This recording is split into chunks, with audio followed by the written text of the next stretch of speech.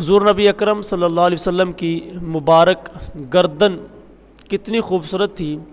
حضور علیہ الصلوۃ والسلام کی گردن کے حوالے سے فرمایا گیا کہ حضور کی مبارک گردن چاندی کی سراہی تھی، جس طرح چاندی کی سراہی ہو اس طرح حضور علیہ الصلوۃ والسلام کی مبارک گردن تھی۔ حضرت ام معبد نے جو حضور علیہ الصلوۃ والسلام کا حلیہ بیان کیا، اس میں حضور علیہ الصلوۃ والسلام کی مبارک گردن کی خوبصورتی کو بیان کرتے ہوئے فرمایا کہ حضور علیہ الصلوۃ والسلام کی مبارک گردن دراز تھی۔ گردن کا دراز ہونا یہ خوبصورتی ہے، اور درازی زیادہ نہیں تھی، وہ آپ کو بتا چکا ہوں کہ اعتدال کے اندر حضور کا ہر عضو بدن ہی معتدل ہوتا تھا۔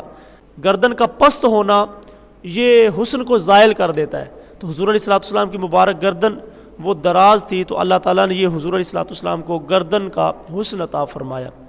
حضور علیہ الصلوۃ والسلام کی مبارک گردن دراز سراہی کی طرح، چاندی کی سراہی کی طرح چمکدار تھی۔ اب حضور علیہ الصلوۃ والسلام کے مبارک گیسو، حضور کے مبارک بال جو تھے وہ حضور مبارک زلفیں رکھتے تو کبھی کان کی لو تک ہوتے، تو کبھی شانوں کے بوسے بھی لے لیا کرتی تھی حضور علیہ الصلوۃ والسلام کی مبارک زلفیں۔ اب حضور کی سیاہ زلفیں اور زلفوں کے نیچے چاندی کی طرح چمکتی ہوئی گردن، اور اس گردن پر شبنمی قطرے پسینے کے، تو اب ذرا حسن ملاحظہ کیجئے کہ سیاہ گھنے بال ہیں اور حضور کی مبارک چمکدار چاندی کی طرح گردن ہے، اور اس گردن پر پسینے کے قطرے۔ اب یہ تصور آپ کے سامنے ہے۔ اب استاد آتش کا یہاں پہ شعر دیکھیے، وہ کہتے ہیں کہ عرق آلودہ گردن زیر کاکل یوں دمکتی ہے، عرق آلودہ گردن زیر کاکل یوں دمکتی ہے، اندھیری رات ہے برسات ہے بجلی چمکتی ہے۔ یعنی حضور علیہ الصلوۃ والسلام کی مبارک گردن وہ چمکدار، اس پر پسینے کے قطرے اور حضور کی مبارک زلفیں، اور جب حضور چلتے تو ہلکی سی جنبش پیدا ہوتی، تو وہ جنبش پیدا ہونے سے حضور کی مبارک زلفوں کی اوڑ سے حضور کی گردن یوں چمکتی دکھائی دیتی تھی جس طرح آسمان پر بجلی چمکتی ہے۔ تو حضور علیہ الصلوۃ والسلام کی یہ مبارک گردن اللہ تعالیٰ نے حضور کو عطا فرمائی۔ حضور علیہ الصلوۃ والسلام کی مبارک داڑھی، اس کے بارے میں فرمایا کہ حضور علیہ الصلوۃ والسلام کی مبارک داڑھی انتہائی معتدل تھی اور گھنی تھی، اور حضور علیہ الصلوۃ والسلام کی مبارک داڑھی کے حوالے سے حضرت علی المرتضیٰ فرماتے ہیں کہ حضور علیہ الصلوۃ والسلام کی مبارک داڑھی یہ گھنی تھی اور حضور کی مبارک داڑھی کے بال سیاہ تھے۔ اللہ اکبر۔ حضور علیہ الصلوۃ والسلام کو اللہ نے وہ داڑھی کا حسن عطا فرمایا کہ حضور کی مبارک داڑھی جو تھی وہ حضور کے مبارک سینے کو ڈھانپ لیتی، حضور کی مبارک داڑھی گھنی تھی۔ اور حضرت انس رضی اللہ تعالیٰ عنہ سے ایک روایت ہے، حضور کی مبارک داڑھی میں اور حضور کے سر اقدس میں صرف 20 بال تھے سفید، باقی حضور کے سر اقدس اور حضور کی داڑھی مبارک کے بال جو تھے وہ سیاہ تھے۔ حضور علیہ الصلوۃ والسلام کو اللہ تعالیٰ نے داڑھی ویسے ہی معتدل اور خوبصورت عطا فرمائی تھی، مگر صحابہ کرام کہتے ہیں کہ حضور علیہ الصلوۃ والسلام کبھی کبھی دائیں اور بائیں سے حضور کچھ بال لے لیا کرتے تھے تاکہ مزید خوبصورتی پیدا ہو جائے۔ حضرت عبداللہ بن عمر رضی اللہ تعالیٰ عنہ آپ حج کے لیے گئے، تو آپ نے حج کرتے ہوئے حج کے بعد آپ نے داڑھی کو قبضے میں لیا، مٹھی میں لیا، اور جو مٹھی سے زائد بال تھے ان کو ترشوا دیا۔ تو اگر کوئی مٹھی سے زائد رکھنا چاہے تو اس کو اجازت ہے، رکھ سکتا ہے۔ ہاں کسی کی داڑھی وہ مٹھی بھر اگر وہ رکھتا ہے تو زیادہ خوبصورت لگتی ہے تو وہ مٹھی سے زائد وہ ترشوا سکتا ہے۔ حضور علیہ الصلوۃ والسلام نے ارشاد فرمایا کہ بال جو رکھے اس کو چاہیے کہ وہ سنوار کے رکھے، یہ نہیں کہ داڑھی کے بال بکھرے ہوئے ہیں، سر کے بال وہ بکھرے ہوئے ہیں، وہ کنگھی بھی نہیں کرتا، تیل بھی نہیں لگاتا، اور اسی طرح بکھرے ہوئے بال ہیں۔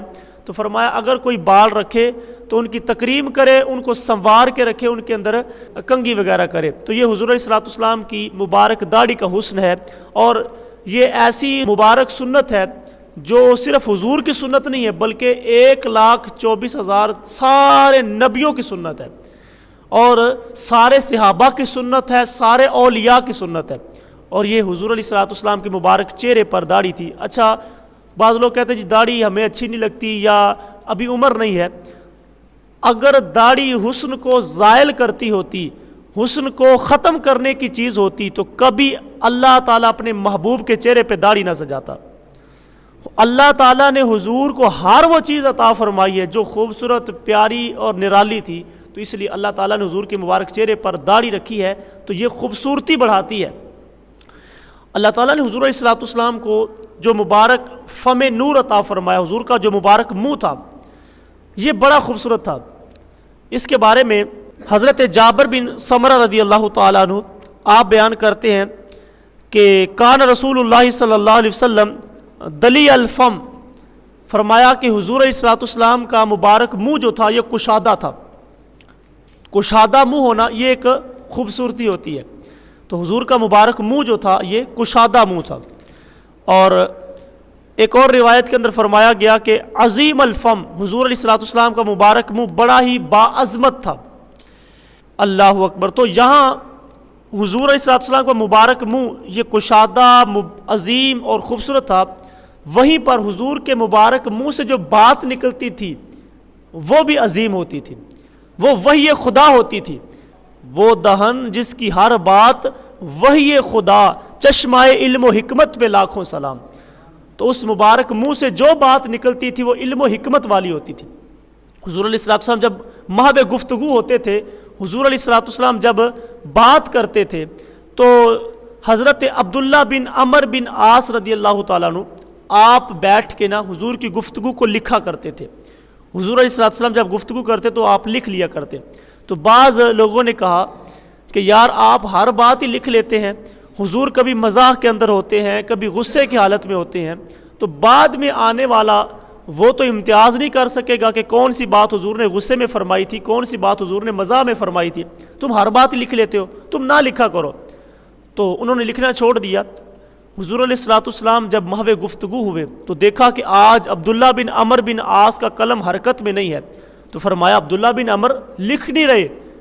عرض کی حضور جی اس طرح کچھ لوگوں نے مجھے کہا ہے کہ حضور کبھی مزاح میں ہوتے ہیں، کبھی غصے کی حالت میں ہوتے ہیں، تو آپ ہر بات ہی لکھ لیتے ہیں، بعد میں آنے والے تو اس کے اندر امتیاز نہیں کر سکیں گے، تو میں نے اس لیے لکھنا چھوڑ دیا۔ تو حضور نے ارشاد فرمایا اللہ کی قسم اس منہ سے سوائے سچ کے کچھ نکلتا ہی نہیں ہے۔ فرمایا تم لکھا کرو، اس منہ سے سوائے حق کے، سوائے سچ کے کچھ نکلتا ہی نہیں ہے۔ اللہ اکبر۔ حضرت ابو ہریرہ رضی اللہ تعالیٰ عنہ آپ فرماتے ہیں کہ میں نے عرض کی حضور جی آپ ہم سے کھیل کود فرما لیتے ہیں، حالانکہ آپ تو نبی ہیں۔ تو فرمایا کہ میں کھیل کود کے اندر بھی اپنی زبان سے سوائے سچ کے کچھ نہیں نکالتا، میں جب بھی بولتا ہوں تو سچ ہی بولتا ہوں۔ تو حضور کبھی مذاق کے اندر بولیں، غصے میں بولیں، جس حالت میں بولیں، حضور ہمیشہ سچ بولتے ہیں۔ ہم مذاق کی حالت میں بولیں تو ہم ایسی باتیں کر جاتے ہیں جو سچ پر مبنی نہیں ہوتی، لیکن حضور علیہ السلام جب بولتے تو حضور علیہ السلام سچ بولتے۔ حضور تشریف فرما تھے، ایک خاتون آتی ہے، بوڑھی خاتون تھی، عرض کی حضور جی میرے لیے دعا کریں نا میں جنت میں چلی جاؤں۔ تو حضور نے فرمایا کہ نہ بوڑھی عورتیں تو جنت میں نہیں جائیں گی۔ اب وہ پریشان ہونے لگی۔ حضور نے فرمایا نہ بھائی بوڑھی عورتیں جنت میں نہیں جائیں گی۔ اب وہ خاصی پریشان ہوئی تو حضور مسکرائے، فرمایا کہ جنت کے اندر بڑھاپا نہیں ہوگا، جو بھی جائے گا وہ جوان ہو کے جائے گا۔ تو یہ سچ بھی ہے اور ایک مزاح کی کیفیت بھی بن گئی۔ اسی طرح ایک صحابی حاضر خدمت ہوئے، عرض کی حضور میں نے سفر کرنا ہے، لمبا سفر ہے، تو مجھے آپ سواری عطا فرما دیں۔ تو حضور نے فرمایا کہ میں تو تمہیں اونٹ کا بچہ دوں گا۔ عرض کی حضور میں نے بچے کو کیا کرنا ہے، میں نے تو اس کے اوپر سامان بھی لادنا ہے اور خود بھی سواری کر کے میں نے اتنا لمبا سفر کرنا ہے، حضور مجھے اونٹ عطا فرما دیں۔ فرمایا نہیں میں تو تمہیں اونٹ کا بچہ دوں گا۔ جب وہ پریشان سے ہونے لگے تو حضور علیہ السلام مسکرائے، فرمایا کوئی ایسا اونٹ ہے جو کہ اب کسی ماں کا بچہ نہ ہو؟ ہر اونٹ اپنی ماں کا بچہ ہی ہوتا ہے۔ تو یہ سچ بھی ہے اور جو ہے نا مزاح کی کیفیت بھی بن گئی۔ اللہ اکبر۔ ایک صحابی تھے تو حضور علیہ السلام ان کو لاڈ سے فرمایا کرتے یا ذل اذنین، او دو کانوں والے۔ اب ہر ایک کے دو کان ہوتے ہیں لیکن حضور ان سے یوں لاڈ فرما لیا کرتے۔ ایک صحابی تھے، ان کے کچھ ہاتھ موزونیت کے اعتبار سے کچھ لمبے تھے، بڑے تھے، تو حضور علیہ السلام فرمایا کرتے یا ذوالیدین، اے دو ہاتھوں والے۔ اب ان کا نام ہی ذوالیدین پڑ گیا۔ حدیث ذوالیدین احادیث کے اندر موجود ہے. حضور علیہ الصلوۃ والسلام نے نماز عصر پڑھائی تو حضور نے 2 رکعت پہ سلام پھیر دیا. تو یہ اٹھ پڑے, عرض کی حضور جی اللہ نے نماز مختصر کر دی ہے یا اللہ نے آپ کو بھلا دیا ہے؟ تو حضور نے صحابہ سے پوچھا, تو حضور علیہ الصلوۃ والسلام کو صحابہ نے عرض کی حضور جی واقعی آپ نے 2 رکعت پہ سلام پھیر دیا. تو حضور نے نماز مکمل فرمائی. تو اب کسی نے ان سے پوچھا کہ یار آپ کا نام تو کچھ اور تھا اور آپ کو حضور نے تو ویسے لاڈ سے جو نا آپ کو ذوالیدین کہا تھا, تو آپ کا اصل نام کیا تھا؟ فرمایا میرا اصل نام وہی ہے جو حضور نے رکھ دیا ہے, اپنا اصل نام ہی نہیں بتایا. اس حدیث کو بھی حدیث ذوالیدین کہتے ہیں, انہوں نے اپنا نام ہی نہیں بتایا. تو یہ حضور علیہ الصلوۃ والسلام کا انداز تھا. حضور علیہ الصلوۃ والسلام کی مبارک زبان سے جو بھی نکلتا وہ سچ نکلتا, وہ حق نکلتا. حضور علیہ الصلوۃ والسلام خدمت میں ایک صحابی حاضر خدمت ہو کے عرض کرتے ہیں حضور جی میں روزہ توڑ بیٹھا ہوں تو کیا کروں؟ تو حضور نے فرمایا کہ 60 رکھو. عرض کی حضور اگر 60 رکھنے کی گنجائش ہوتی, طاقت ہوتی تو میں ایک ہی کیوں توڑتا؟ تو حضور نے فرمایا چلو ایک غلام آزاد کرو. حضور جی وہ میں طاقت نہیں رکھتا. فرمایا جاؤ پھر 60 مسکینوں کو کھانا کھلا دو. عرض کہ حضور اس کی طاقت میں میرے اندر کوئی نہیں ہے. اب ہم سے کوئی مسئلہ پوچھے تو ہم تو یہی 3 چیزیں بتائیں گے جو ہمیں شریعت نے بتائی ہیں کہ یا غلام آزاد کرو, یا 60 روزے رکھو, یا 60 مسکینوں کو کھانا کھلاؤ. اب اس نے کہا حضور جی میں غلام بھی آزاد نہیں کر سکتا, 60 روزے بھی نہیں رکھ سکتا, اور مسکینوں کو کھانا بھی نہیں کھلا سکتا. حضور نے فرمایا بیٹھ جا. تھوڑی دیر کے بعد ایک شخص وہ کھجوروں کا ٹوکرا لے کے آ گیا اور ٹوکرا لا کے حضور کی خدمت میں پیش کرتا ہے. اچھا صحابہ کرام کے ہاں جب پہلا پھل آتا تو وہ حضور کی خدمت میں لا کے پیش کرتے تھے تاکہ آپ جو ہے نا برکت کے لیے تناول فرما لیں اور ہمارے باغ کے اندر برکت ہو جائے. تو حضور علیہ الصلوۃ والسلام کو وہ کھجور کا ٹوکرا کھجوروں کا وہ پیش کیا گیا. تو حضور نے فرمایا وہ مسئلہ پوچھنے والا کدھر ہے؟ جی جی حضور میں حاضر ہوں. فرمایا یہ لے جا کھجوریں اور جا کے غریبوں میں بانٹ دے, مسکینوں میں بانٹ دے, تیرا کفارہ پورا ہو جائے گا. اب اس کو کھجوریں ملی نا تو وہ کیا کہتے ہیں حضور جی ان 2 پہاڑوں کے درمیان مجھ سے بڑا مسکین ہی کوئی نہیں ہے. حضور علیہ الصلوۃ والسلام اتنا مسکرائے کہ حضور کی مبارک داڑھیں نظر آنا شروع ہو گئی کہ یہ کیسا بندہ ہے. حضور نے فرمایا چل اس طرح کر, جا کے خود کھا لے, اپنے بچوں کو کھلا دے, تیرے روزے کا کفارہ ادا ہو جائے گا. تو یہ کسی کو اختیار تو نہیں ہے, یہ حضور علیہ الصلوۃ والسلام کو اختیار ہے. اللہ اکبر. ایک صحابی حضور علیہ الصلوۃ والسلام کی خدمت میں آتے ہیں, عرض کرتے ہیں حضور میں آپ کے ہاتھ پہ بیعت اسلام تو کرتا ہوں, اسلام قبول کرتا ہوں, لیکن مجھ سے 5 نمازیں کوئی نہیں پڑھی جائیں گی. میں نمازیں پڑھوں گا 2, اگر شرط قبول ہے تو میں اسلام لاتا ہوں. اگر ہم سے کوئی پوچھے کہ یار میں نمازیں تو 5 پڑھوں گا, کوئی شخص ایمان لے کے آتا ہے وہ کہتا ہے میں 5 نمازیں تو پڑھوں گا لیکن عشاء کی آخری رکعت نہیں ادا کروں گا, یا میں عشاء کے 4 فرض ہیں ان میں سے جو چوتھا فرض ہے اس کا ایک سجدہ نہیں کروں گا. سارے مفتیان کرام اکٹھے ہو جائیں وہ فتویٰ نہیں دے سکتے, وہ اختیار نہیں دے سکتے کیونکہ اس شریعت نے اختیار دیا نہیں ہے. لیکن حضور علیہ الصلوۃ والسلام سے وہ نماز کی چھٹی نہیں مانگ رہا بلکہ کہہ رہا ہے کہ حضور جی میں 3 نمازیں نہیں پڑھوں گا, 3 نمازوں کی چھٹی مانگ رہا ہے. تو حضور نے فرمایا آ جا, مجھے شرط قبول ہے, تو 2 نمازیں پڑھ لیا کر. وہ تو الگ بات ہے جب اس نے نماز پڑھی نا اس نے کہا یہ تو چسکا ہی اپنا ہے, میں تو تہجد بھی نہیں چھوڑوں گا. لیکن حضور علیہ الصلوۃ والسلام نے اس کو 2 نمازوں پہ بیعت اسلام کے لیے قبول کر لیا.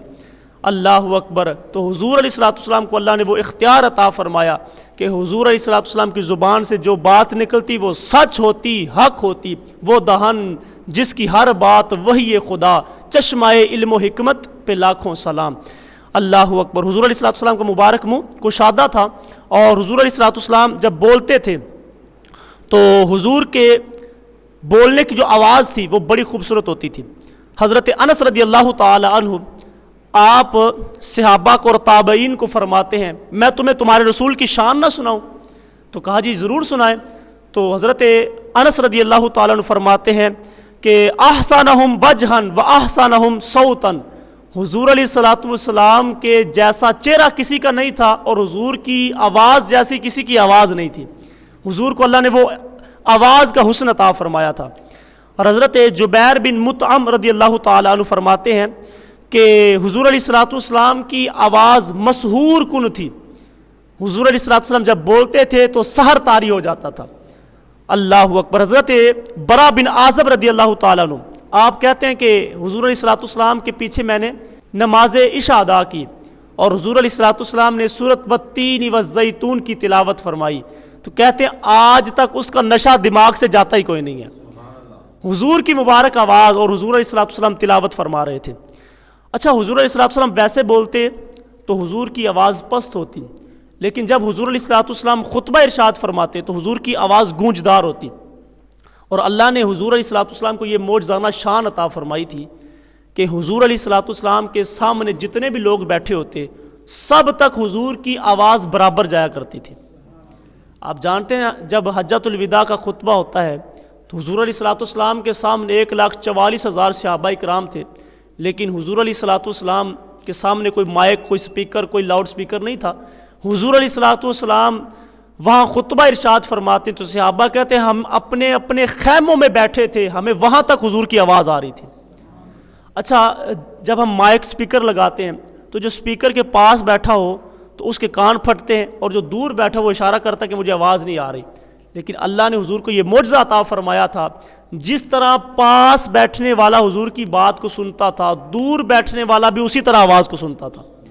یہ اللہ نے حضور کو شان عطا فرمائی تھی. یہ حضور علیہ الصلوۃ والسلام کو اللہ نے آواز کا حسن عطا فرمایا تھا. اسی طرح حضور علیہ الصلوۃ والسلام جب بات کرتے تو حضور علیہ الصلوۃ والسلام کی بات زیادہ لمبی نہیں ہوتی تھی، خطبہ حضور علیہ الصلوۃ والسلام کا لمبا نہیں ہوتا تھا. حضرت انس فرماتے ہیں کہ میں نے 10 سال اللہ کے رسول کی خدمت کی ہے، میں نے حضور کے پیچھے نمازیں بھی پڑھی، حضور کا خطبہ بھی سنا. فرماتے ہیں جب حضور جماعت کرواتے تھے تو حضور کی نماز زیادہ لمبی نہیں ہوتی تھی اور نہ حضور کا خطبہ زیادہ لمبا ہوتا تھا. حضور علیہ الصلوۃ والسلام سامنے بیٹھنے والوں کا لحاظ کرتے تھے.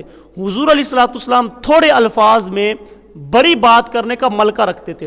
حضور نے خود فرمایا کہ میں سارے عربوں میں سے زیادہ فصیح ہوں، فصاحت کے ساتھ میں گفتگو کرتا ہوں. تو حضور علیہ الصلوۃ والسلام تھوڑے الفاظ کے اندر بڑی گفتگو، بڑے جو نا پیغام کو لوگوں کے سامنے رکھا کرتے تھے. تو یہ حضور علیہ الصلوۃ والسلام کی آواز کا حسن ہے. حضور علیہ الصلوۃ والسلام کا مبارک منہ، حضور کا فم نور وہ خوبصورت پیارا دل نشین تھا، اور حضور کی جو مبارک آواز تھی وہ بھی مسحور کن تھی. اللہ تعالی حضور علیہ الصلوۃ والسلام کی محبت ہم سب کو نصیب فرمائے.